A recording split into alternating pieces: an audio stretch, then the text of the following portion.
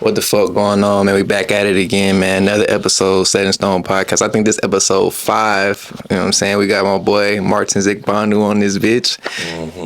I met Martins when we was in like 8th grade, I feel like. Yeah, like after 8th grade. Yeah, summer of 8th grade. 8th grade summer, I met Martins, you know what I mean? He was my high school teammate. You know, and that's kind of how we got to know each other and shit. So, damn, I should have had a bio. I should have read your bio right now. With all your accolades and shit. Shit, I don't even know that. Right, that's what I'm saying. That's gonna be. What you average in high school? Like, what's your stats in high school? I know senior year was like 20 and 11, I think, or 20 and 10 around then. Yeah, I can't remember, but I think it was around there. I know it was like 20 and 11 or 20 and 10, something like that. Okay, bet. Yeah. Bet we just gonna start from. That's what I remember. Yeah. We just gonna start from the beginning. You feel me? Like, so, like, tell everybody kind of like you from Africa, Nigeria, actually, in Africa, Nigeria. So, like, kind of like talk to us about like what was life like growing up in Nigeria and shit. Cause I don't know, I ain't never been. Yeah, I mean, life was different, bro. Like, it was one of those things where it was like, depending on what part you came from, you had a different experience. And, luckily for me, I came from one part, but I also had family on the other side. So you've seen both sides of it. Yeah, so I was able to see both sides of it. Yeah, but, for me, it was different. We grew up in the hood. Just same lifestyle, security not really there. Life is pretty fast paced and you learn pretty fast, as a young kid, you got to know how to watch out for yourself and your siblings and still learn to have fun because obviously it was fun. But, luckily for us too, like I grew up with my mother was a little bit different, a little bit more like, I would say, free thinker. Advanced, and a free thinker than in her environment, than what her environment wanted her to be. Exactly, that's the word, Not necessarily traditionally in the way she thought, and, so it was a little bit different with how, like, we were reserved with, like, in terms of, like, being out there and, like, also taking up different things to do in school, like I was the kid from the hood, going to piano lessons, taking computer classes at like 8 years old, going to extra math and chemistry classes, science classes at a very young age. So it was a little bit different, but at the same time, like I still ran around with my friends and played around the neighborhood and stuff like that. So I think the experience is usually different, but but then I go to my cousin's house across the water. Because we lived on the mainland, they lived on the island, and, they live in different, they a little bit more different, a little bit more towards like the American style where, it's a little bit more security. Kids aren't as open and, obviously seeing like the chaotic part of the city and what it looks like, they're more sheltered in a sense. Yeah. For sure.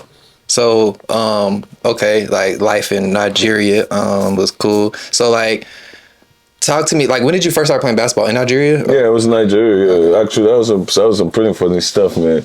So, I grew up playing soccer. Never really played basketball. Really, never really cared for it. And it was one of those things where it was like we used to go play soccer in like other neighborhoods, and it used to be quite dangerous because you play these guys, then breaks out in the fight. Right, sometimes you might have to run on the way home. Stuff where you stupid stuff like that, right?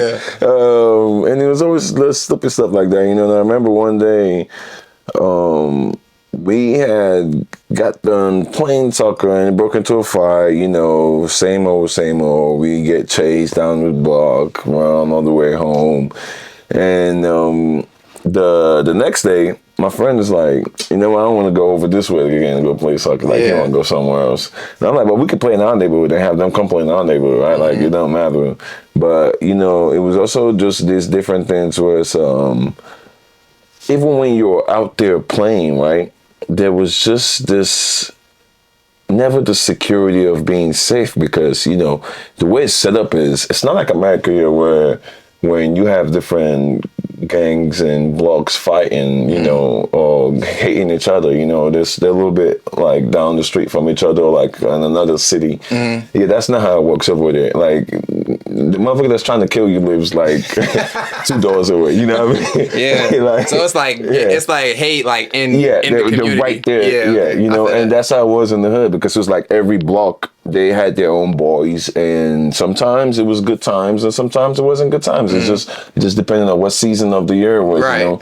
And so, you know, a lot of times there might be fights breaking out from both sides or different sides, and it comes on the streets and there's violence and kids have to run and get home and figure out in the midst of all this chaos and stuff. But at the same time, you know, like these were like just random moments that this wasn't the definition of our lives. Like there was still community, there was still fun, there was still you know, a sense of security amongst the people. Amongst the people, yeah, exactly. You know, but then there were also times where you know, like it ain't safe right now. Right, you know, it's not the time to be out. Yeah, and your parents have to communicate that too. You know, sometimes your parents don't even know. So you know, there's nobody telling you that. But you know, all of this translated into. There was a neighborhood where it was gated around, and that's where all the sports complex were at, where people play basketball, handball, all the like different sports that you can't just play on the streets. So my friend wanted to go there. We go over there. We go over there to see if we can find a way to play soccer, but there's no way to play soccer over there. So we go on the basketball court. We start trying to kick the basketball into the goal, which was much harder, and then we started trying to shoot it, and that was much fun. Like it was like the mental ability to be able to try something new that's different to your body's mechanics and try to like understand that part right there that night. With a different ball, you know, just everything was wrong, but it was the fun part of it. So that night ends, and we just started going back. Like that was what it was. That's what started it all. Yeah, that's what started it all. Like, that's hard. Started going back. Yeah, that's a cool story. Like, and that after a year, that was it. Like I was out. Yeah. So okay. So you never played like on a team in Nigeria? I did. Okay. So from that moment we started going back. There was this guy back at home, Mancini. That's what we call him. And you know, he's one of the most intelligent people I know. Started taking me on his wing because back then the local league, there are guys for the Lagos Islanders. They practice at that same facility. So where you first learned how to play? Yeah, where I first learned how to play, which is like down the street from my home. Okay. So started going over there. Then this guy took me in, started teaching me how to play. Come in the morning, walk out before I go to school.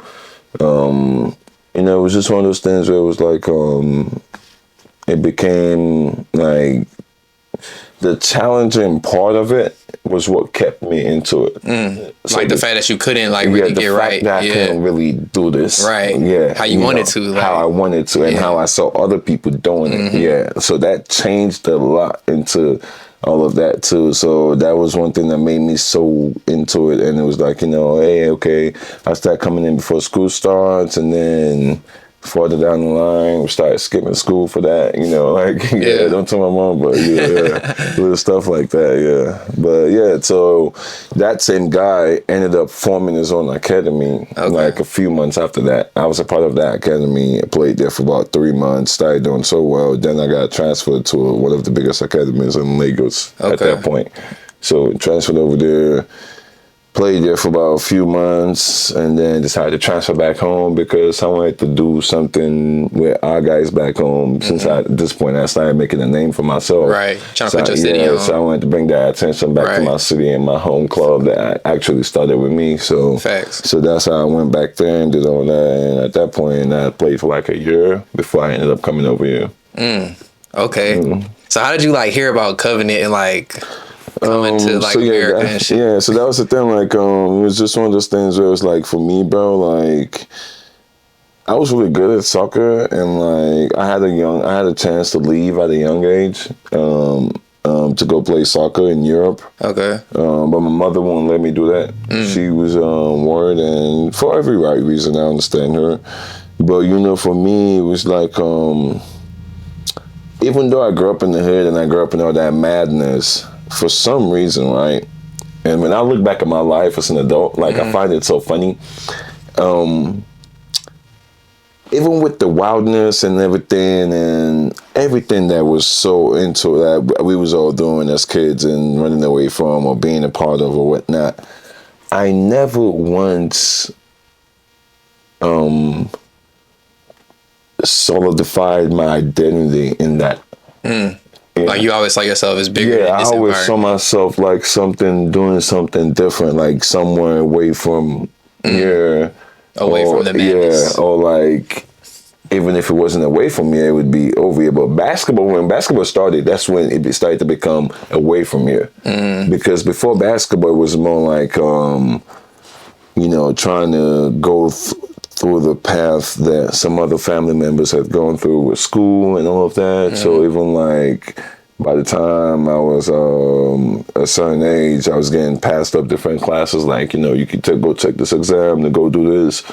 It was just, it was just those little things right there. But when I look back at the whole thing, right, it was just, for me, it was like not seeing myself in my environment in the moment and seeing that, there was something bigger than that.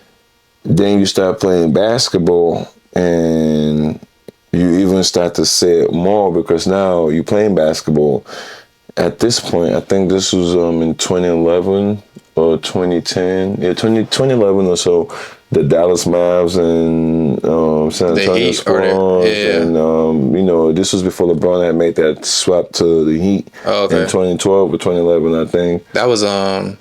What year was that? I think he left the Cavs in 2009, I want to say. 2009? Okay, so 2010, yeah. So he was in Miami at this point. Yeah, he was in Miami. So he was in Miami in 11. 11 was the year he lost that first year. Right, to Dallas, yeah. So, watching that and all of that at home, because at this point, we don't give a fuck about basketball. Like, I don't care y'all about some basketball. soccer We niggas some for soccer real. people. Yeah, exactly. Sure. So, we don't give a fuck about basketball. But then my dad had bought, like, this new, like, decoder for the TV that shows, like, foreign channels.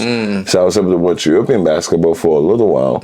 So from there, they started showing, like, NBA playoffs, and then you're watching that Mavs team play and all of that, and you see LeBron and all these other guys, and, it started to click in my head, between the love for fashion and music and all these other things that made me who I am in that moment before I even started playing basketball.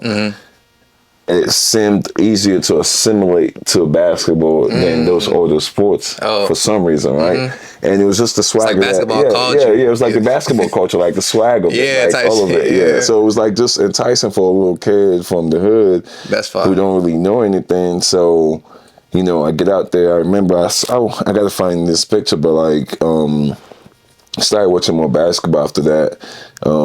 At this point, we don't even have the internet at home, right? So we would go to like a cyber cafe and pay for time to watch the games, to watch highlights of the games. We couldn't even watch the game. Yeah, to watch the highlights. Yeah, we'd be watching highlights of the game, and then I found out about all these guys. I mean, at this point, we already knew who Kobe was, but I didn't really understand the importance of it. I just knew Kobe was a basketball player. Yeah, I know Messi's a soccer player, but exactly. I don't really exactly his life story and shit. That's exactly what it was for me at that point, right? So at this point, then you start to get on YouTube.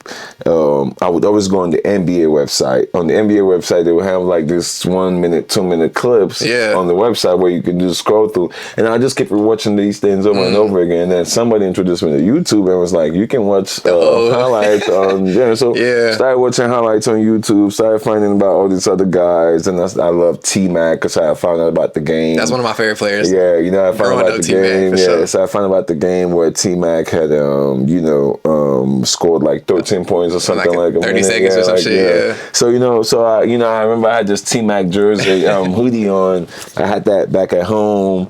I had the jersey and the shorts and the shoes. It was just, and luckily for me also, right? Growing up the way I did, I had a mother that she just supported me in everything I did, bro. Like, you know, it was just one of those things where it was like, I could come home and be like, hey, I want to be an astronaut. And being a single mom who don't really have no money like that, just so struggling to raise 3 kids, she would dedicate, I mean, to me as a kid, I thought we was rich just because of how quick she was able to do those things and get those things done.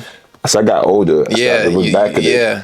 I'm like, God damn, she was breaking the fucking bank for a fucking kid that's not even sure what he wanted to do, just saying he wanted to do this, and she's right there to push me into it. So, you know, I come up like, hey, I like T-Mac. I want to go get his jersey and stuff in the city, all this stuff. She give me some money. I go do this. When she can't give me money, even at that point, that culture and the want for living that lifestyle and being in that culture, it forces me to go out and start doing different things also to make money for myself as a young boy. So I could fund myself doing that. Right. Yeah.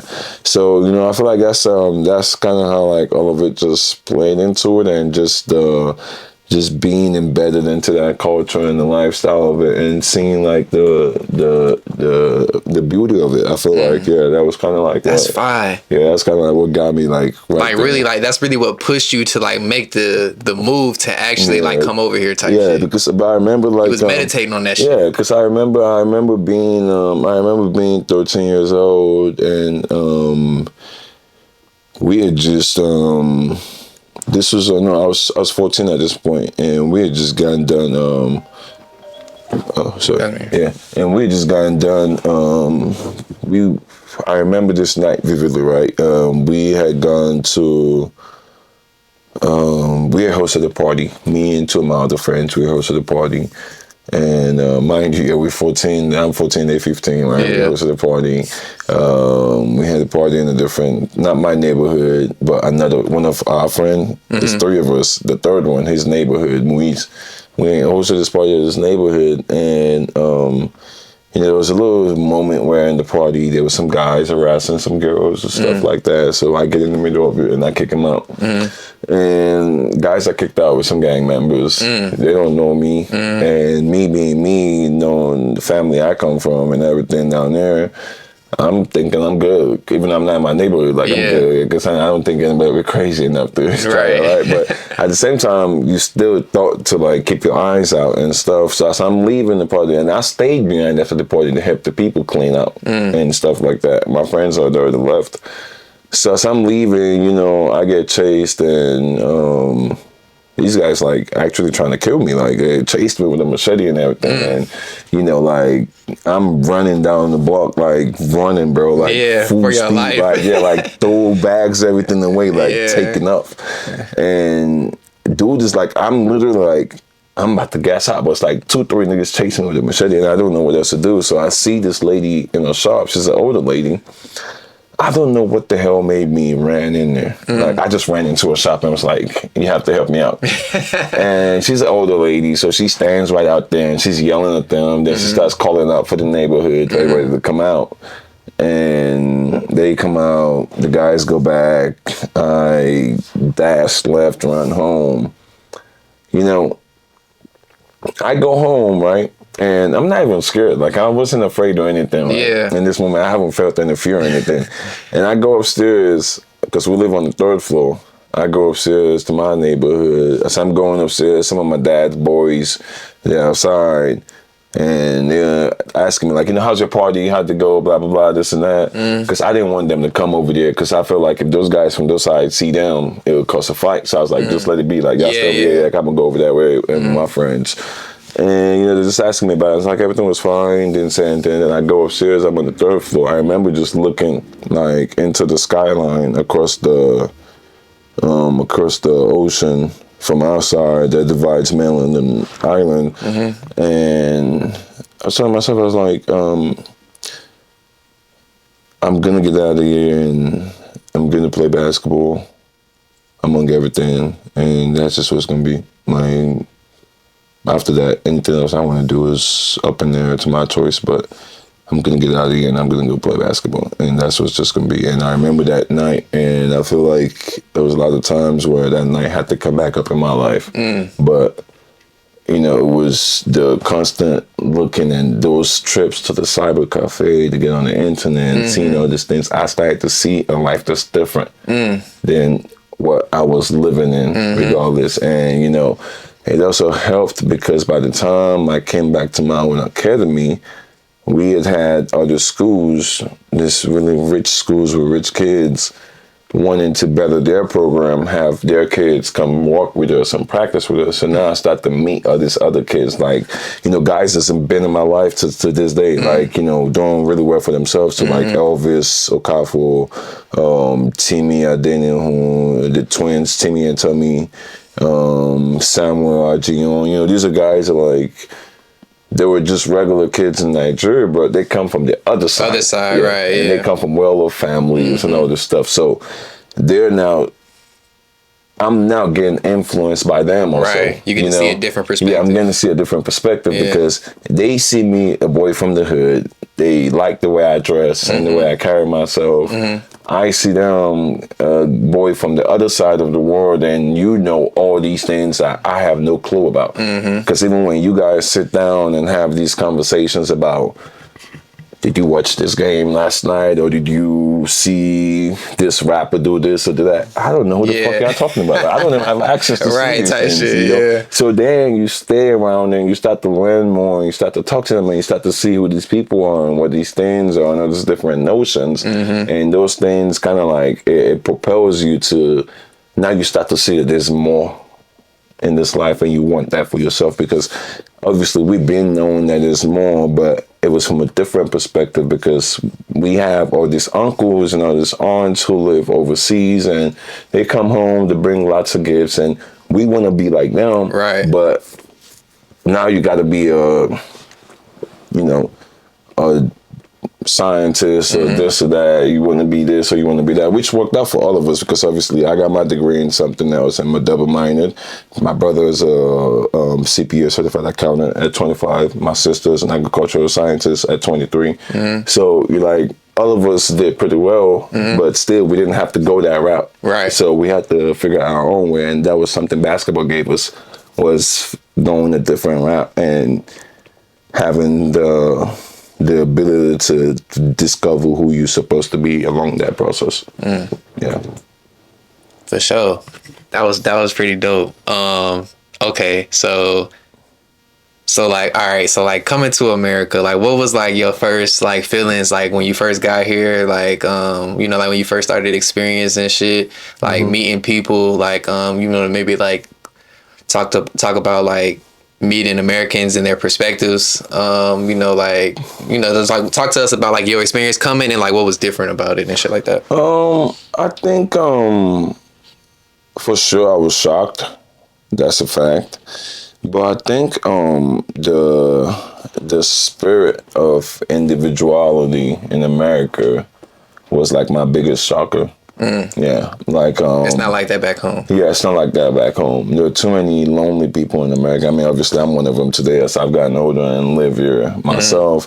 And I don't mean lonely like you're just lonely and you're sad, but I mean lonely in the sense of like, unless you're, even sometimes in most cases, even when you're in your home, you still feel alone because maybe your parents don't understand this about you, or you don't feel seen or heard by your friends and all these other things. And it's also, and I feel like that's a lot to do with the lifestyle that we live over on this side of the world compared to what we do over there. Your daily activities and everything teaches you to go through life on your own and exist alone. And that comes at a very big cost because you can see the difference in both societies and how it affects both societies. So I feel like that was the biggest shocker for me, and you know, just trying to adjust in that lifestyle of where you have to be your own individual now, and you know, so like, do all these things yourself. Let me ask, so like, so back, like, so what, I guess like in that sense, what would be the difference between like being back home or like the daily activity back home as far as like community? I'm assuming you're talking about like. Like what is different than like being like connected over there versus like individual over here? Okay, so an example would be like you know, you wake up in the morning, right? Most American kids just, you wake up in the morning, the first thing you do is you're on your phone and you getting on with your day and stuff like that.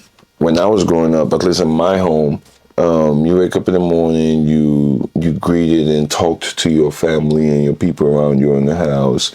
We sat at the table, we prayed, ate breakfast together, talked about the night before or what the day gonna look like, whatever, and then you go on about your day. But even in that, like, you're responsible for certain things. So, like me at a certain age, I'm responsible for making sure that my two siblings go to class and go to school and all of that. Then I go off to school on my own.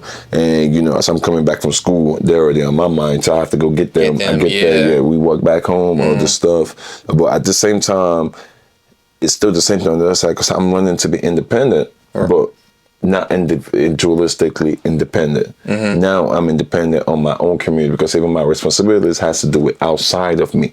But in the midst of all this, I still have my own individual responsibilities. I have to wash my school uniform. I have to iron my school uniform because you're not going to be looking ragged in school. Like, those little things. And all of that, you're doing this on your own. You have to do your homework, all this stuff on your own. You get to school. You eat with your friends. You eat with your teammates. All these things. You get done with school.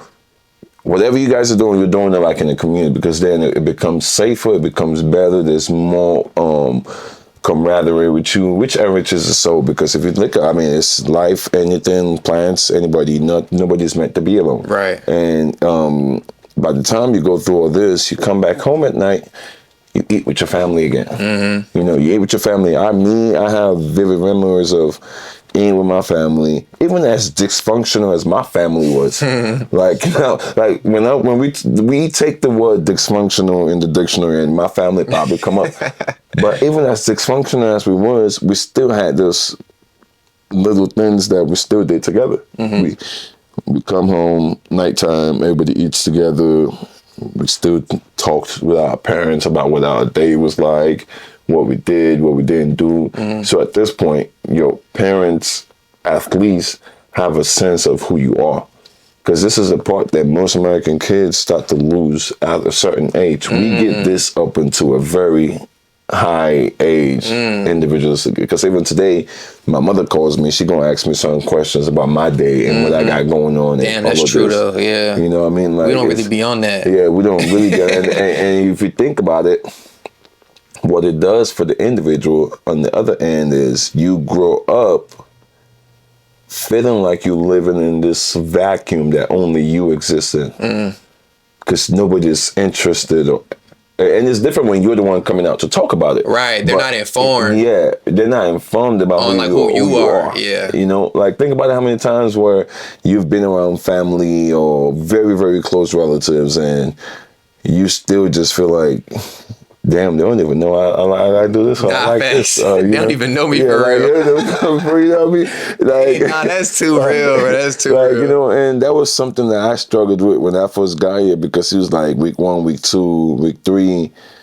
I ain't really had nobody to talk to about my day. And I'm a child who just at used 15, I've spent the last 15 years of my life talking to my mother about my day or talking to somebody else about my day. Every time my mother would be my cousin, like it'd be an uncle around or even be my neighbors. Like, somebody would have been talking to me about all this stuff. And, now you eat your meals alone, you do all these things alone. There's obviously in Covenant, like we had like some sense of fellowship with school and all of that, but at that point it was at school. It wasn't the same like when it's home. Right. You do like you wake up in the morning, you got your family. Yeah, I feel that. Like those little things, it was different. So, but I think that was the biggest part of it was like the individualistic part because I feel like that affected a lot of areas too in terms of like being obedient and being docile as a child. Being able to learn and receive learning and correction at the same time. All those things was like mind shock for me because, just being here and seeing all of that, it was just like, okay, things are really different over here and, I'm gonna have to really learn how to adjust to this without letting it become a part of me or me being a part of it because that's not how I want it to look like for me, So I think that was the biggest thing for me was that sense of individuality. Yeah. That's hard. Okay, that's cool. Shit.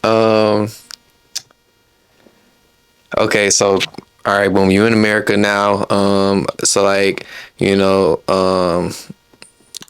like talk to me maybe just about like just high school basketball in general. You know, like just talk to me about, you know, starting from where you were in Africa, you know what I'm saying, with your basketball skills and then coming to America and just like progressing, like, you know, from like 8th through 12th. You can kind of sum that up. Yeah. I mean, that was a bit different. I feel like you know, in high school now it's a little bit more different because now I'm on this side of the world. You have a little bit more access to information. So you're learning faster. Yeah, so you're learning a little bit more faster. It ain't like before where, you know, I mean, like, think about it, right? Traditionally, like, I use my life as a prime example, right? I had the guy I called Mancini, right, back at home. He's the one guy that has the knowledge of the game from what he's seen and his travel so far and working for FIBA, right? But you take him out the equation, and that room, the next level of intelligence concerning basketball is at a very, very limited degree. So that limits what anybody in that environment can get from that. Compared to, for example, when I came here and you had Pastor, you had Coach Starker, you had your dad, you had Fred Jr., you know, you take the head out of the equation, you still have enough resources around. From. Yeah. And what even makes it more interesting is now you have different resources because all these different people have their own different opinions on how you're supposed to win and how you're supposed to be as a player. Each of them works.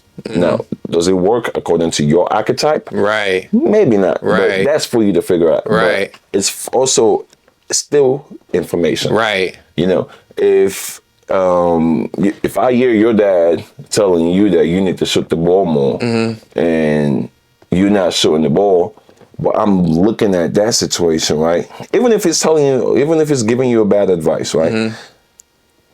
As anybody in an environment that's trying to learn, I'm still going to absorb that information and access it myself. Like, I'm going to access the information myself. So I'm going to look at you on the next play, on the next two plays, and see if you're really open or not, if you're passing up shots or not. Because then when I find myself in that situation, I'm showing that motherfucker. Yeah, facts. Like, at that point, I would just spend the last 10, 15 seconds, 20 seconds getting ready for that position. So at that point, it's easier to grow faster when you're in this environment compared to being over there. So I feel that. Yeah, sure. I think that was what made it like easier to grow really fast, because even when you compare like what we were doing in high school compared to what other guys in prep schools were doing in high school compared to like as far as skill development went, it was day and night. You know, we were more on the physical end of things than more on the skill and mental end of things. Right. But still, that helps to an extent, you know. So, but even with that, it's still enough for you to grow as a basketball player just because of the constant work compared to like being back at home where the competition is less, the level of intelligence comparing, like as far as like the sport goes. It's very low also because it's not something that's popular there. Right. Yeah, that's not the main sport. Yeah, like over sport. Here, like basketball is like the main sport down here. Exactly. Because if you talk soccer now, it's different. It would be a total opposite. It flips. Now, it would be better to be over there. It would be better to be over there than to be over here. Because over there, your 75-year-old grandfather got information for you. That's you know, like everybody got information for you. Because that's what they do over there. That's what they do over there. Yeah. Not facts. So yeah, that's what makes it like that. For sure. So like, okay, so like how many offers did you get like in high school? In high school, I think it was around 42 or 45, one of those numbers. I can't remember. D1? All D1? Yeah, it was all D1, yeah. All D1, okay. So like, you ended up committing to Tulsa. Yeah. So like, kind of like what made you do that, make that decision to go to Tulsa, and like kind of talk to me about like your recruitment process, if there was any other schools that like maybe had you or so for me it was you know, it was just one of those things where it was like I wanted to be in an environment where I could still learn and get the best education I could. And you know, obviously now that I look back at it, there was a lot of information that I wasn't privy to, but being a young kid that's making these decisions on my own without the help of a parent or anything. there's so many things that you're not gonna see, and you just have to go to the best of your knowledge and your feel for people. And that's something I always felt like I had, was a good feel for people. And so even at that young age, it was one of those things where it was like, I already came in with this mindset that where I'm coming from is worse than where I'm going. So no matter what it looks like, I can figure it out. If I can figure that part out, I can figure this one out. Right. So it was like, just set a few parameters for what you wanted. So for me, it was like, I wanted to play fast basketball and good basketball at a respectable level. And I wanted to be somewhere where a degree was worth respect in certain rooms, where if people hear that you come from this school, they look at your resume twice. Now, did I plan on working a job? Did I know in the back of my head that I was going to be a professional athlete? Fuck it. But at the same time, you don't know what happens. Right. Anything can happen. You got to prepare for everything. So you got to be ready for that. And especially when you're coming from where I'm coming from, we have this saying where we say, evidence no day, you go explain tire. Meaning, if you don't have the evidence to show that you're successful when people look at you, you're going to spend the rest of your life explaining why you didn't make it. No, you know what I mean? And all it's saying is nobody cares. That's all it comes down to. Right.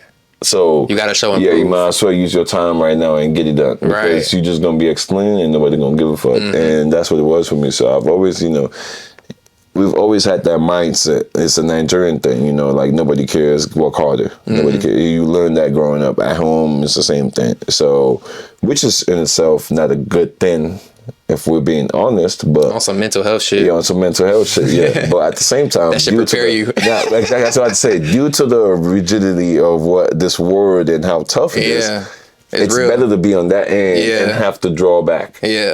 I'd rather you work really hard and be successful at everything and not feel successful and have to learn how to feel successful than be a fucking bum.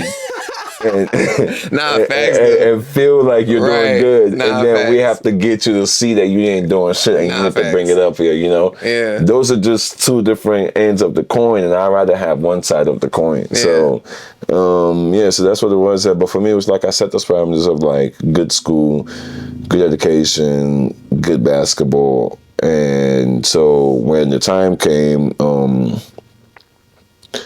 I had like, I think 8 Ivy League offers, and I was really considering Harvard and Yale, but I never took no visits out there because with Yale and Harvard, I think Yale had changed coach that year, and then with Harvard, it was just one of those things where it was like, I'm just coming up for...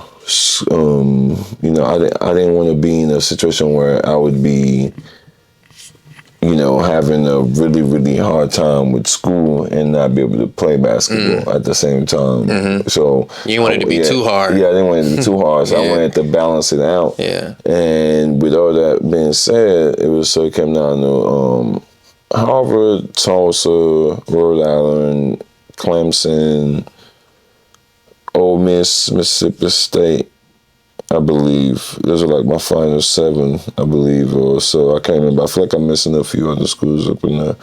But at the end of the day, now for me it was do what you do best about yourself, which is get a feel for people. So every coach I started talking to, we met, we talked straight up. Dan Hurley. Dan Hurley from UConn. Yeah, I fuck with Dan Hurley. Right now, yeah, You would have wanted to play for him? I know. That's what I'm saying. Like, I was this close to playing for Dan Hurley at Rhode Island because I done seen that nigga do some crazy shit. Yeah, because he was it was between Dan Hurley and playing for Frank Haith, and for me it was just one of those things where it was like took my visit to Rhode Island, came back. Oh, Dan was at Rhode Island? Dan was at Rhode Island. Okay. Loved everything over there. Made good friends with the guys and everything. Had a wild visit. Loved it. But it was just one of those things where it was like, I respected Dan so much because of his ability to tell the truth and be real. Because that was one thing I wanted from anybody else. And same thing with Frank, right? And the other guys I went to. But the reason why I chose to go play for Frank instead at Tulsa was because of everybody who came to visit me, right? Frank was the only guy who told me what I needed to walk on. Like, you need to go walk. Yeah, it was like, you need to go walk on this or walk on that. And he's like, it was like, hey, you're averaging 20 and 10, you're doing amazing, but you could rebound more, if you just do this, and you could even score more if you look for this shot more, you hunt this more, you cut a little bit harder doing this. And for me, it was like, everybody else had been talking to me like I was Kobe, and this was the first guy that came in and like actually told me something to get better at, and that was something that I took really serious, and I held on to it for a long time, and after a while, I was just like, I'm gonna go play for you, bro. Yeah, because it was like I took that visit and I saw everything I needed to see. I was supposed to visit Ole Miss the next weekend, and I just committed right when I got back and on the spot, like, you know what, I don't even need to go. Yeah, that's where I want to go. Yeah, that's fine. So so you probably played a lot of people, just, over your basketball career. So like, who were some of the best players you played against? Some of the like most popular, I guess, or most electric. Or some of the hard, like, who was like one of the hardest people you had to guard too? Like, I see, that's the thing though, because it was like when it comes to like hardest people I had to guard, right? It was different because like I've played a lot of guys, bro. Like a lot of guys, like guys are like considered some of the best players in the league, like Jason Tatum, Joel Embiid. The list goes on. Like I really just have to think of the book, man. But like, there's other guys around, like from everywhere. That caliber, that caliber of players. But you see, most of those guys had an off night against me. They weren't going hard. They were going hard, but it was just like I was locking that shit up. Like I want to go for that, Like I remember. Wait, so you played Jason Tatum in college? Yeah, I played Jason Tatum in high school though. In YBL. Yeah. Oh, okay, YBL. I played Jason Tatum in YBL. We held his ass to 6 points twice. It was motherfucking Jeremiah Tillman. The younger guy, he was the one that started going off. Play against Trae Young and Michael Porter. Not Michael Porter actually went off. I forgot. But I wasn't guarding him. That was JJ. JJ was the one guarding Michael. But these are guys. Some of the guys that we've played against and all that. But what's crazy, bro? Among all these guys, bro, toughest dude I ever had to guard, bro. Rest in peace, bro. Caleb Swanigan. Swanigan, I remember that name. He went to Purdue. Swanigan. Yeah. Wasn't he left-handed? No, he was right-handed, but he might have been actually, but he's right-handed. He was like big boy. I know you're talking about. Yeah. He went to the league, right? Yeah. He played for Portland, right? Yeah, I think something like that. Yeah. Bro, he was like 6'10", 280. Yeah. In high school, 270, whatever it was, but that's what it felt like. Yeah. Shit. And he could do everything. Nigga was Jokic in high school, bro. Yeah. Like, I swear to God, like, it was crazy. Like, I remember that shit, because, like, it was like, everybody else who played, right, you knew that, they had a little problem doing this and that. Like, it was just... They had some weaknesses. Yeah, they had one or two weaknesses somewhere. Like, it don't matter if it was Malik Monk, Isaiah Briscoe, all these niggas, like, all of them. Like, yes, the scouting report is they can go, you can go. Yeah. I can go, you can go. But... you know something about me that I don't like to do. I know something about you that you don't like to do. Everybody, even down to Jared Vanderbilt, the Sky Report was the same thing when he played Houston Hoops. De'Aaron Fox, same shit. He get a board, able to get back because he gonna beat you down the floor. Like, it was just all these little things, right? But this motherfucker was just one of those motherfuckers. Like, coach just kept throwing motherfuckers out there, like, you guard him. Yeah, you killing everybody. You guard him. God damn, he's killing y'all. This and that. Like, they got no balls. Do this stuff. Yeah. I'm like, nigga, he should be in the league. What is he doing here? Like, he was the only, bro, I'm telling you, bro, he was the only guy. And I watched Malik Monk get 30 in a half against us. And that still wasn't enough compared to what this nigga was doing. Yeah. Like, I'm talking about everything. Fades, threes off the dribble. He posts up. It's a bucket. You can't do shit about it. Like, that's for sure. You can't do nothing about it. So just foul him and get the fuck out the way. Yeah. Like, it was just like, and I think he had like Gary Trent or somebody on this team too. So like, it was just like one of those things where it was like, yeah, you're losing that game for sure. But just come show some pride. And bro was working everybody. But that was one thing I also loved about my high school experience. It was like playing the YBO. You got to play everybody, and you got a battle tester, and you got to know exactly who you were, But yeah, I would say among all the guys I've played against, even now, no Tackle 4, Ben Simmons, all of them, like the list goes on. Like, it just keeps coming to my head. He takes the cake. Yeah. Caleb Swanigan. Shout out to Caleb Swanigan, man. R.I.P. to Caleb Swanigan. R.I.P., bro. Like, he was cold, bro. He was cold. That's fine, because that's a name that you really wouldn't think, like, out of all the niggas. Like, out of all the guys, like, I always tell people that story, bro, because it's like, I played a lot of guys. So, like, that's why I feel like I can say that. Right. Because, like, you play all these guys, and you have to come back and think about it and remember those days and all those things, but his shit was like, just like, bro, that shit hit different. Yeah, like, you know, like, you remember. And when you look at the list of all the guys I've played, he's not top 20 on that list. Yeah. But the physical specimen that he was, and adding that skill set to it, it was like, what the fuck are you doing? Somebody who's unstoppable in the post start hitting threes. Like, that's just emasculating, bro. Like, what the fuck are you gonna do as a high school kid? You're right. It's nothing you can do. It's nothing you can do. Just pray the motherfucker miss. Like, for the guy, he fucking missed, and that's it. Like, he touched that ball again, you back to square one. Like, you got to fight for your life. But other guys, it was cool because they was electric here and there. Like, but it was more like finesse. Yeah, it was more like finesse. So, like, you had guys like DJ Hogue that played at Texas A&M, and I think he had like a little short stint in the league before he left and went overseas. But he played with a big name, Tyler, out of Dallas, and that was a really good 2-man team. But you played those guys. They were very physical. They were tall. DJ was like 6'7", shooting guard.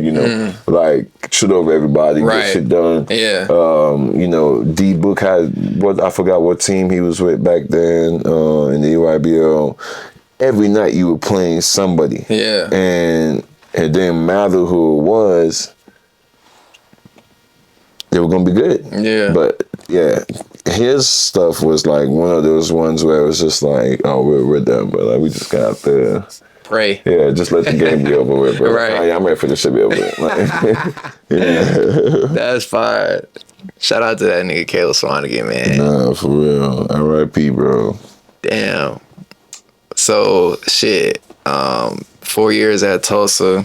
Did y'all ever win? Did y'all ever win the? Y'all won. We won our conference last year. We picked 10th place out of 11th, and we won that shit. Y'all went to March Madness? No, so COVID happened. Yeah, we couldn't go. Damn, that's so weak. We couldn't go because of COVID, bro. That's weak as fuck. Yeah, but trust me, bro. I was sick to my stomach. Damn. Bro. Like, we couldn't go because of COVID, bro. And I had just hit the whole lethal shooter thing. Like, I figured it out. Man. Yeah, like you finally understood it. I finally understood it, bro. Because at that point, I started that season averaging like my lowest ever, which is like 7 or 8 a game. And then come conference play when shit get hard, you play on those bigger teams. I started averaging like 18 a game at that point. Those last 15 games that clicked like. Damn, so you probably could have hit the tournament, made a run on some shit, and shit could have been hella different. Bro, shit could have been... I'm telling you, bro, like, shit could have looked a whole lot different, man. Damn. Like, a whole lot different. That's wild as fuck. So, I guess I never asked you, did you ever, try to go to the league? Like, you went to, the combine or something? Yeah, so that was the thing. Because of all that, all that process, I never got to enjoy that process. The whole, I didn't go to Portsmouth or Portsmouth, whatever it's called, the tournament for seniors where the NBA scouts are at. We didn't have an NBA combine. We didn't have anything. None of that teams, shit. Teams guys didn't even start working out for teams. After your season, you start working out for NBA teams. Yeah, guys. Facts. Damn. So they don't rob this nigga of trying to go to the league, man. Fuck COVID. Shout out to COVID, but fuck COVID. You know what I'm saying? Shit rob niggas of a lot of shit. Man, for real. Damn. Okay, so no league. All right, so talk to me about you know how you were just saying like you saying like after the season was over, like what was your options as far as like moving forward? So it was one of those things where it was like, bro, even for me, even got weirder, bro, because it was like, season is over. I'm a Nigerian, right? I only got my Nigerian passport, so like talk to me about that a little bit. Like, you're on a visa, so like once your school is over, once your school is over, you got like 3 months once your ICE service is over to leave the country, or you're gonna be out of status, and which is basically like illegal. Yeah, illegal. Yeah. So I applied for the OPT. I get the OPT. I get approved, so I get to stay in America for another year. In the midst of all this, right? Mind you, I'm a college student. Mind you, college students ain't getting paid around this time. We ain't getting shit. Damn, no NILs. No NILs. Nigga missed the NILs too. Man, damn, don't even get me started with that one, bro. Don't even get me started with the fucking NIL, bro. Damn. Golly, bro. That shit probably happened like right after you, huh? Happened 2 years right after, that bro. shit A year, bro. A year or two after, bro. Niggas is getting paid, bro. I said, you have got to be fucking lying. What? I was just talking to Jabbar about that this morning, bro, because we were doing the compensation shit and we were trying to see how much we gonna get. And I was like, God damn, why my mama couldn't slow her fast ass down? Like, I had to meet my dad, bro. Like, she could have waited like 3-4 years, bro. Like, we would have been great right now, bro. Like, what? With this shit I was doing, what niggas is getting paid now, I got a meal list, bro. God. Like, at least I got a meal every year. Like, these niggas is already getting paid, bro. Hella, and they're not even. That's what I'm saying. They even nothing, bro. Crazy. Damn. But hey, man, I'm happy for them, bro. That's the thing, facts. Like, I'm happy for them. I want them to get their money because at the end of the day, the NCAA, that shit is a slave organization, bro. Like, they've been just getting rich off the back of athletes like us, and my situation was like one of those things that was telling to me, because even in my own awakeness, I was like, fuck, if I knew what I knew now, I would have never went the college route. I would have left after high school and went straight pro overseas. Fuck this shit. Because you go to school there, you play for 4 years, you do all this shit, right? Someone like me, now they're starting to, they're about to kick you out of your apartment. You gotta go find your own place. You gotta go do all this shit. I don't have no parents around here. I don't have no family here. So why I'm gonna go fucking state? Like, you know, I gotta figure that part out on my own. All this shit, me being me, you know, I get in my hustler ways, you know, grab a couple clothes, couple shoes I done picked up over the years, sell them shits, put it together, buy a car, flip that fucking car that same week. You know, I think I raised like, sold some shoes and some shit, sold my Yeezy, the bread ones. Sold a lot of shit, bro. Some designer shit that I picked up, because even when I was in school, I used to shop a lot of designer shit from like ex-NBA players and like even current NBA players. Like shit they're not wearing, I'll just buy that shit up for them. Yeah. So like I sold a lot of those shits, raised some money. I bought a 2016 Chevy Malibu for $6K.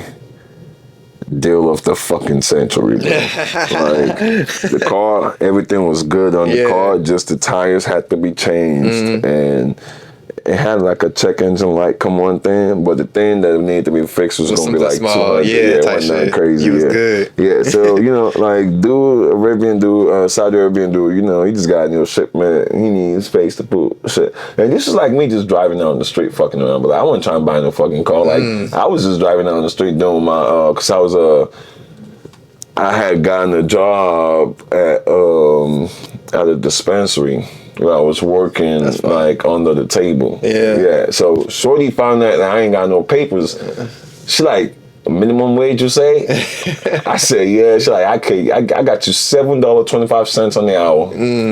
I said, damn, $7.25? What the fuck is this? Selma, Alabama? Like, but you know, I ain't saying that. I was just like, fuck it, like it's fun. Like I get to interact with people and, you know, make some bread. Like fuck it. But on my way to work, I seen this nigga offloading cars in his lot, like the dealership lot, and it's like one of this like It's not like the chain dealership. It's like an individualistic. Yeah, the small dealership. Small Independent dealership. shit. Yeah, independent shit. Yeah, right. So I'm like, this thing ain't gonna have no space for all this cars. Like, but I'm just fucking around, right? Yeah. So I come back later that afternoon. I walk in there, fuck around. I'm like, what cars you got? Like, you know, I'm just looking around. He don't know I don't got no fucking money to buy no car. Mm-hmm. And then he pointed over to the Chevy lady, and he was like, because at this point I had talked to him for like 30 minutes, bro. You know, the whole night, like. Helped him understood that I know a little bit about his culture, you know, your religion, all that. Like, I can relate to you, my brother. You know what I mean? Like, right. all of that, bro. Next thing you know, nigga, like, you know what, BB, I give you that car for $6K. Or what he said. I think he said $6K. I ended up buying it for like $5, bro.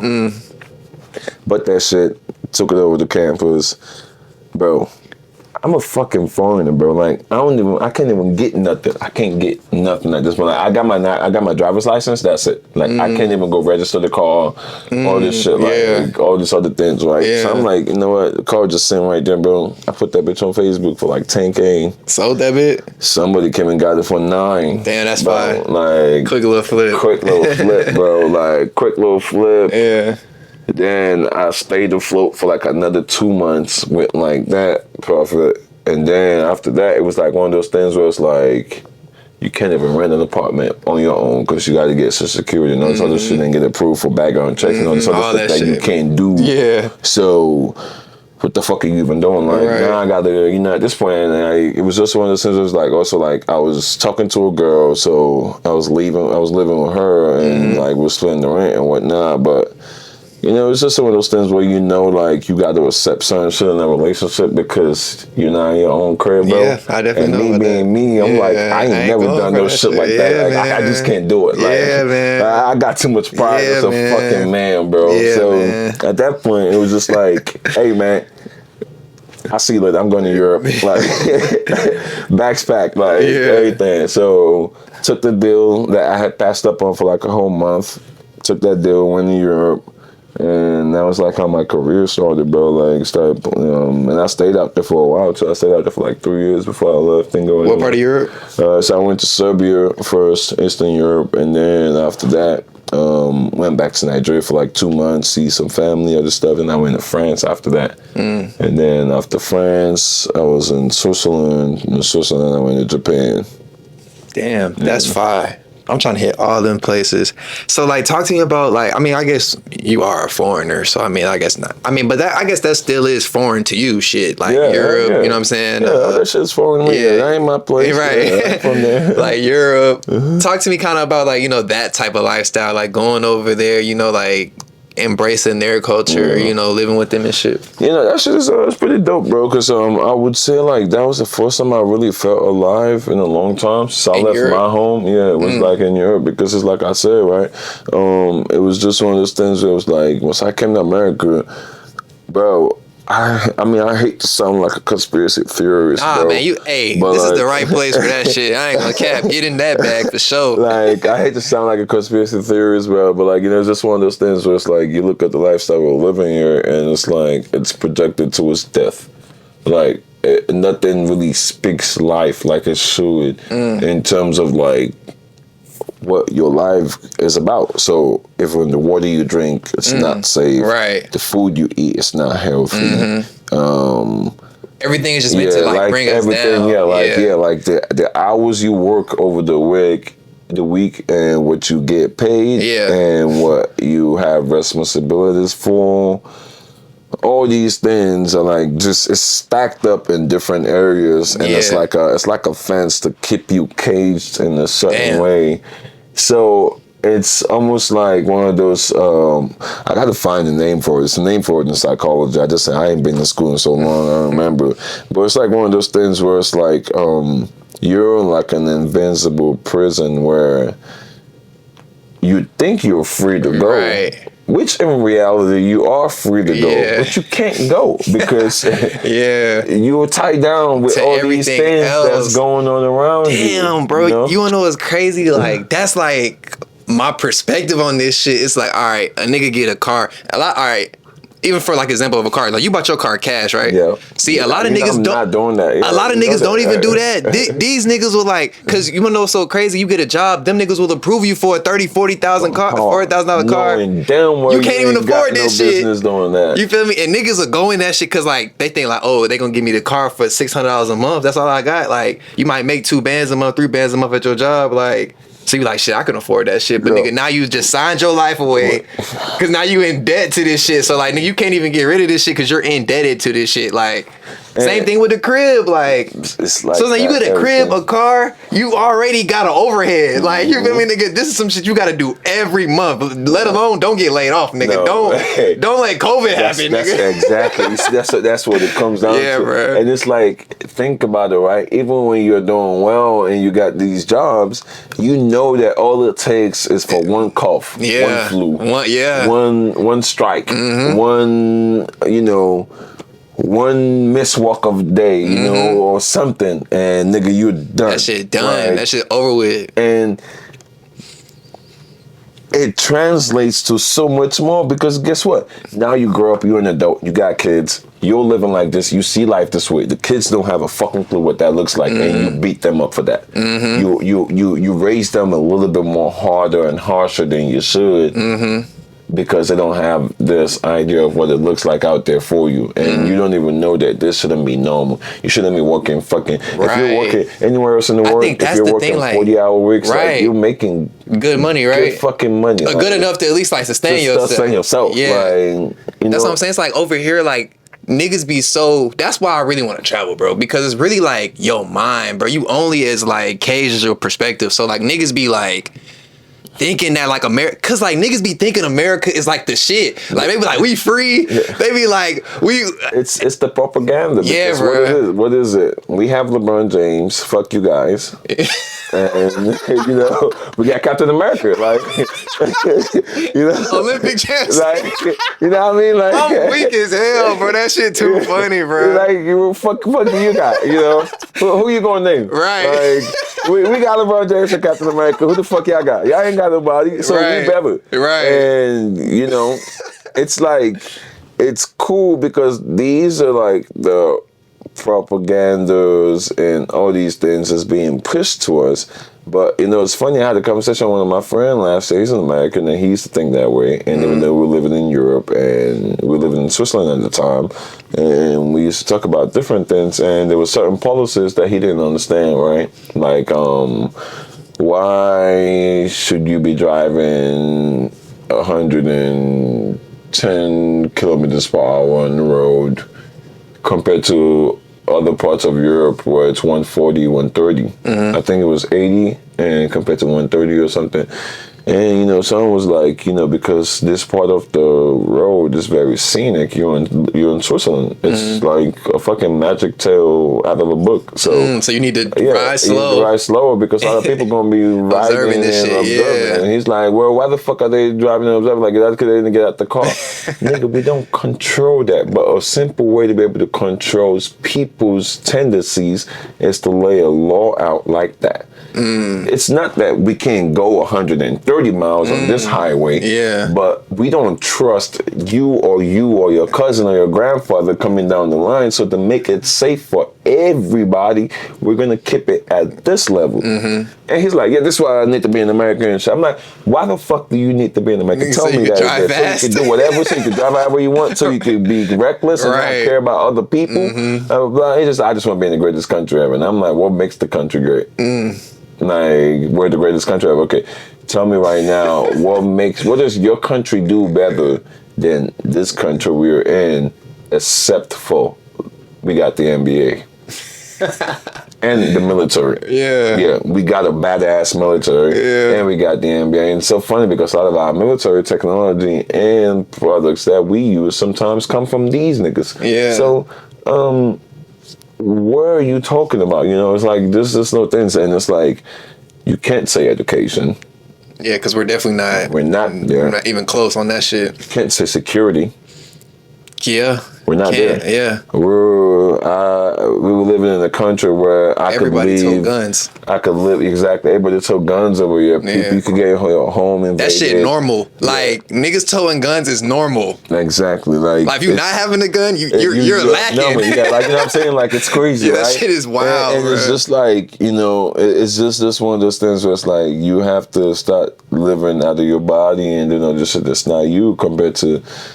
We're in Switzerland. I was like, nigga, we on this trip right now to go play a game, and my door at the crib is unlocked. Yeah. Like my iPad, my computer, everything in that bitch. I got shoes, I got clothes. Yeah. I'm not even worried because I know ain't nobody gonna be stealing from me in Switzerland, bro. Yeah. Like, this is what it is. I done dropped my wallet a few times. I'm in a foreign country. I don't want to use my card. I got stacks of cash. Sometimes I carry up to a band on me. Yeah. I done dropped my wallet like twice. Niggas bring that shit back to me. Full of money. Niggas can't find me. They fucking drop it at the office. I never missed a dime before. Between being in Switzerland and being in Japan, the 3 times I lost my wallet, never once lost a fucking cent.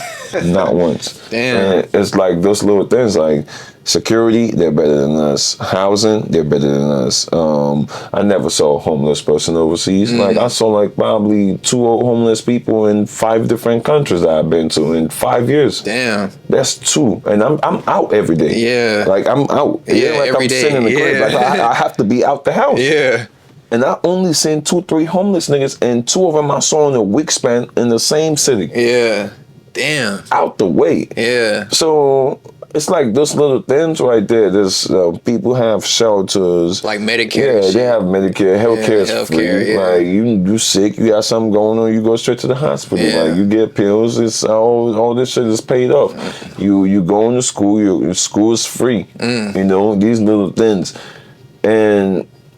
So I was looking at, for example, someone in France, and it was like, it was my financial advisor that drew my attention to it. She's French, and I was telling her like, I sent the email like, can you move this money to this other account in Switzerland and something like that around those parameters, because I didn't know how to do it on the phone because it was all in French and I couldn't switch the app to English. Yeah, at this point I had to learn how to speak French, so I don't know how to do it. So I was like, can you move it to my account in Switzerland and all this stuff? I got the email, automated email. Hey, sorry, I'm on vacation, blah, blah, blah, this and that. Okay, send another one next week. Send the email again. Blah, blah, blah. Hey, I'm taking a 2-hour break because it's my lunch time. Blah, blah, blah, blah, blah. It's automated emails. I had missed this moment for like 3 weeks, but then I lost it. I was like, bro, what the fuck, bro? Like, what the fuck do you got going on? Yeah. Come to find out, niggas work Monday if they want to. Most days they don't work on Mondays. Start on Tuesday, they work Tuesday. Every day they take a siesta. They work halfway through, stop at 1 or 12:30, take a 2-3 hour break, then they come back to work and finish in the evening, depending on what kind of work you work. If you work corporate, you probably take an hour break or 2 hour break. If you work like your own business or like a store, probably take like a 3-4 hour break, because then you can close later at 5. I mean, you can close later at like 8, 9, 10, right? But I noticed that they work all these days like this, like 6 hours, 7 hours. Then they work Friday, half day, Saturday, if you want, half day, and Sunday definitely don't work. And everybody seems to be doing fine. Like, I don't get it. Like, everybody seems to be doing fine. Everybody's still taking vacations. They're still buying nice things. They're eating good. And I'm like, how the fuck are they doing it? Because in America, I got friends that are working really good jobs, and they can't catch a break. Like, they can't take their eyes off of anything. So damn, that's really, so it's basically systematically set up for that, bro. It's exactly what it is, because this is what it is, bro. When you keep an animal working 24/7 and constantly worried about something, you don't have the time to figure out who you want to be and what you want for your life. You're too busy trying to survive. Yeah, niggas in survival mode. Like, you don't got time for that shit. Yeah. So that's why you see the difference in the relationships you form between people on this side of the world and people on that side of the world.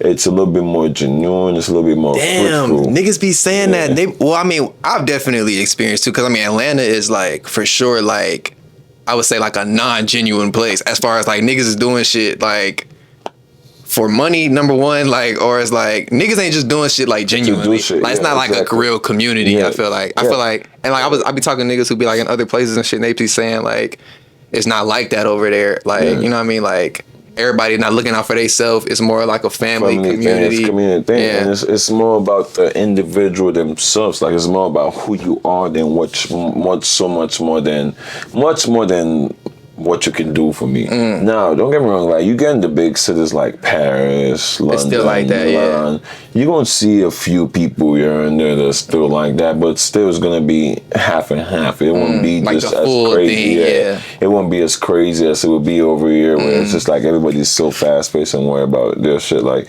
you know, over there it's a little bit more different. It's not just about what you can do for me, but sometimes it's about the comfort you bring as a friend. It could be, shit like that. It could be like the advice that you're able to provide as a friend, or the understanding. Just the fellowship. Yeah, the fellowship. Like the understanding you're able to provide, or you just make them feel seen and heard and little things like that. Those are grounds and bases for friendships, which make your friendships even more true compared to here where it's like, oh, this nigga ain't making no money. I can't make nothing with this nigga. I can't. It's like, what am I doing? I feel like really, this is what I feel like it is. It's kind of hitting me just right now, but I feel like it's because niggas are in survival mode. Like niggas feel like they don't have time to like, niggas feel like they don't have time to fuck with you just cause. Like you feel me? Like time is money, nigga. Like, no, seriously, it's what it is, bro. And it's the same thing with me, even with myself. Like I had to snap out of it because it was like with this time I've had being home. Like, I didn't work from, like, I didn't do anything. I was just sitting at the crib working out, like, doing whatever, shopping every day, you know, just buying clothes, buying whatever I wanted, to, like, November, December. And then at that point, I came out of it. This is, like, 9 months into it. I'm like, you know what? I need to come out of this. I need to find some purpose, find some work to it, something. Don't matter what it is. But I still can't find a job because I don't have a work permit. I'm still a foreigner, right? But I'm trying to get my papers and everything, right? I'm in status. So, you know, I just started taking different jobs here and there, working with different people here and there. And, you know, in the midst of me doing all this, right, I wasn't doing it because I'm broke, right? I was doing it because I wanted to find something to do, and at the same time, as a Nigerian man, you still want to see some kind of income coming in. You don't want to look at your bank statement and just minus, everything. Like it don't even matter if it was $20. Like that $20 could pay for my candy run after I go get money or whatever, right? That's enough. Like that's some $20 that didn't come out of my fucking savings, right? The way I'm looking at it. So, you know, but in the midst of all this, right, I start to see good money, start to make some money here and there, see good money and all this stuff that I'm doing here and there, right? And I start to find myself in this phase where it's like, obviously, I'm not financing their car. It's fucking stupid. Like, I don't know why anybody would ever do that. But at the same time, it's because of the way they've put us. It's your only option. That's the only way you're going to get the car at this point because of the way they put you in it. So I'm not financing the car, but I still have to pay for my insurance and all this other stuff. And between paying, like, for my rent in 2 places and then paying my insurance, that's like half of what I'm seeing. Right? At the end of the month, right? But I'm coming from a lifestyle where my salary is after taxes. It ain't no bills being paid. Like that money hit my account, it's all for me. Nothing is going to no landlord, nothing. So I have a different idea of what payday should look like compared to now where it's like payday looks like we take this and we put it to the side for this, and this. Your bills are no longer paid for, you know. You're no longer making athlete money now, right now. You need to slow down and do all this. But I mean, obviously, you're still an athlete. You could take a job any day of the week and get back to what you're making. It's just you can't leave right now. So this is where you're at. But don't lose sight of the bigger picture, right?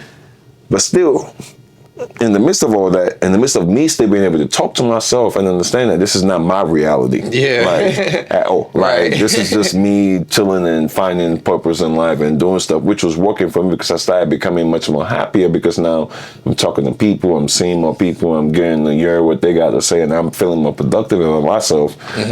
But I found myself in this phase where I started getting cutthroat with a lot of shit, like.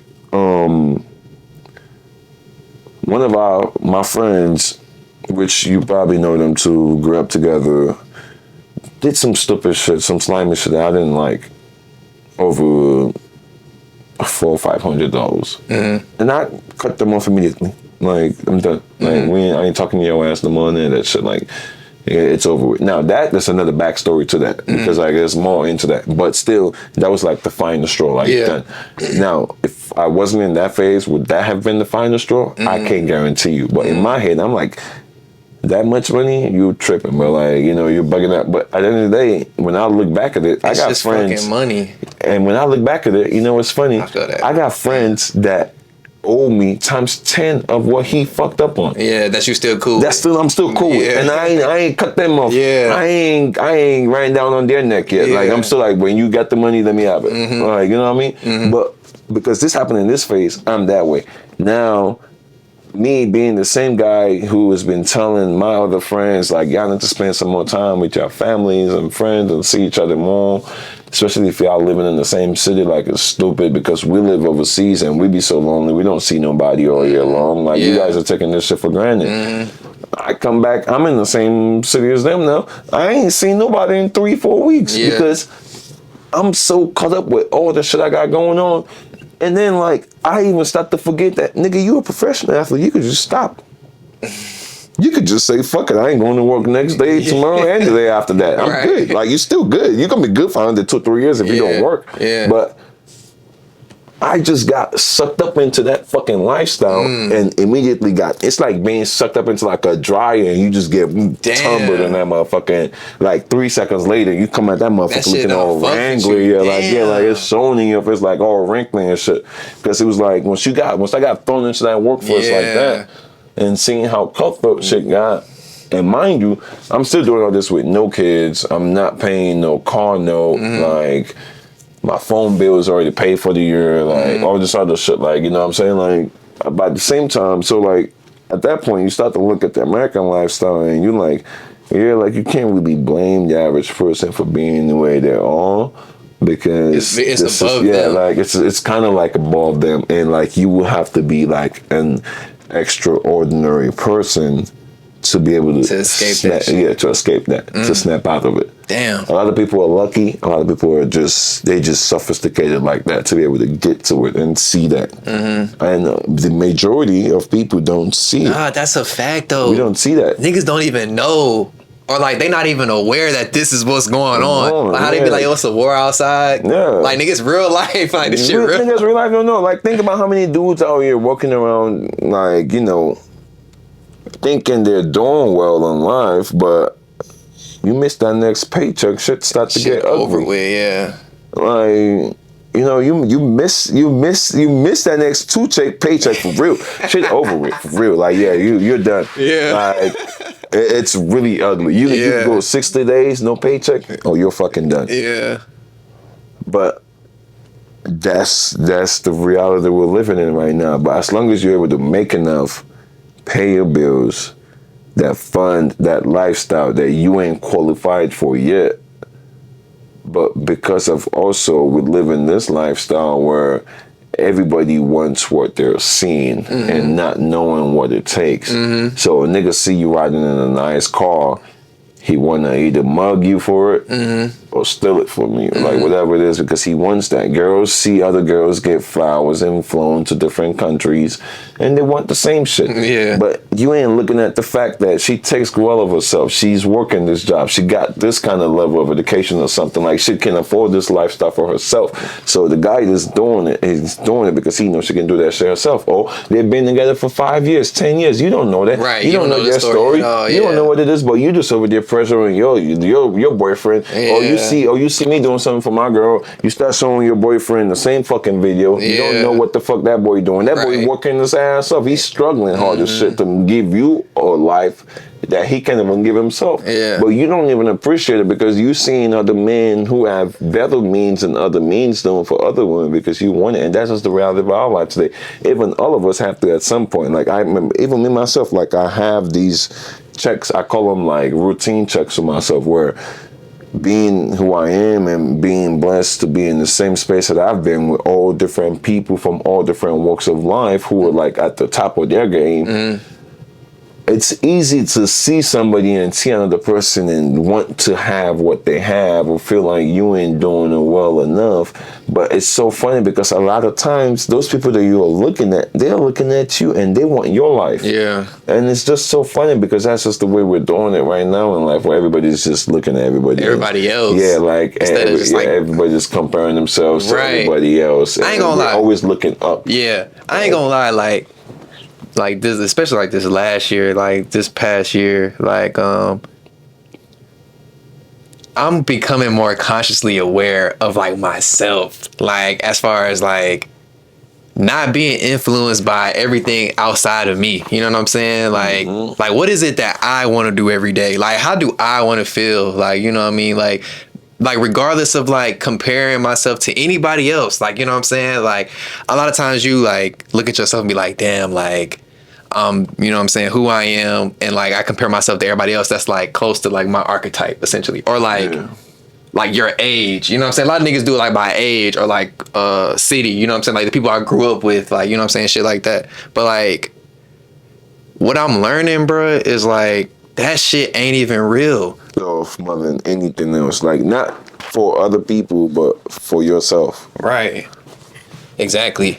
Like, I'm not trying to compete with nobody. I'm not trying to like do what they doing. I'm not trying to like, I don't give a fuck. Like really like what nobody else got going on essentially. Like I want to be happy for myself. Like I want to be satisfied with myself. Even like on some money shit, bro. Like a lot of niggas be like, oh, I gotta have like $1 million or like 1 million followers or like, you know what I'm saying? Whatever. Like, you know what I'm saying? But like, nigga, if you was making $250,000 a year and you was able to do everything that you wanted to do, like, you don't gotta be a millionaire just because this motherfucker's a millionaire. Like, you know what I'm saying? He living his life. Because you gotta understand, once you a millionaire, you got millionaire problems. Like, that's a whole nother set of like shit that you not even like, you don't even know. Like, you know what I'm saying? That these problems is coming. Like, but you want to be a millionaire, but you don't even know, like, nigga, this shit ain't as sweet as like motherfuckers make this shit look like.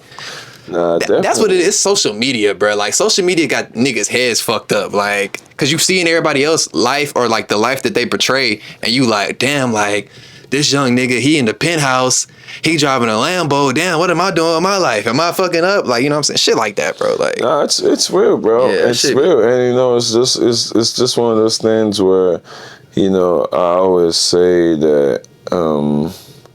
You know, at a very young age, right, my parents used to, they used to say this little proverbs that got to do with fingers, right? And they would say, stop expecting life to be fair and stay away from comparisons, because even all 5 fingers in your hands aren't equal. Facts. And that's like you can't do nothing about that. Right. Like, you could try. They all different. Yeah, you could try to make them do whatever it is, but even all of them are all different. Yeah. They're all different lengths, and they serve different purposes. Right. And also, when you're eating palm oil, food with palm oil, right? Anything that has palm oil in it. Palm oil is a certain kind of oil in it. It says that when one hand gets stained, if you don't clean that one finger right away, some point it's gonna stain all 5 fingers. It don't matter what you do. And if this is logic, like this is normal. If you eating and you stain one finger, and you don't clean even if you try to sit like this the whole time, I promise you, after 2 hours, if you don't figure something out, somehow mysteriously you're gonna have oil on the other finger. Unless you just sitting there physically, literally like this, like you just watching that motherfucker the whole time. Then I don't know, but so like, you know, it was just these 2 things I would take into consideration with, like, and apply it to my own life. Because, you know, it's just one of those things where it's like, a lot of times it's so easy to look outside and want what you see. It's human nature. You want nice things, you want to live a certain way, right? And there's nothing wrong with that. But you see, where the problem comes is thinking you deserve it. That's what the problem comes. Because, it works this way, right? And this is how I look at life. If you ain't deserved it, right? If you deserve it, you would have it already. That's how the universe works, though. Yeah. And that's how the universe works. Right. Just like that. You attract what you like are. What you are. You already have to be that. Like exactly. Yeah. So it's like you might need that validation from outside in certain instances, but a lot of times you are already what you are before you get there. So, for example, do you think that a lot of times when I was struggling in college or something with my career and all this, and I wasn't sure if I was going to be a pro, do you think that I was thinking back to 14-year-old me on that balcony looking back out there and saying I'm going to be a pro? No, I wasn't thinking about it. I forgot about that shit. Yeah. It was until I got to the end and I looked back at it, and then I looked back at my journey like, damn, young boy like me from where I come from, do all this stuff, get to this point, living this lifestyle. Now, this is probably a realization at 2 a.m. somewhere in the middle of Paris, drunk as fuck. Right, yeah, type shit. Nah, facts. But, you know, you look back at it like it hit you back in the back of your head, and you like, damn, like, you know, you really done come through a lot. And then you think back to that little boy, that 14-year-old that was in there, and then you start laughing because you're like, damn, if I remembered this, then I wouldn't have lost sleep some nights in college because I played bad, because I would have known that this is who I am. I'm always going to be this. I'm going to attract it to a point, so I don't have to sit in and lose sleep overnight. And be tripping about it. Nah, so facts. It's the same thing with money and all these other things. Like we go around, we see people do well and do all these things, and instead of you to be happy for them, or in a sense, just see what it is and congratulate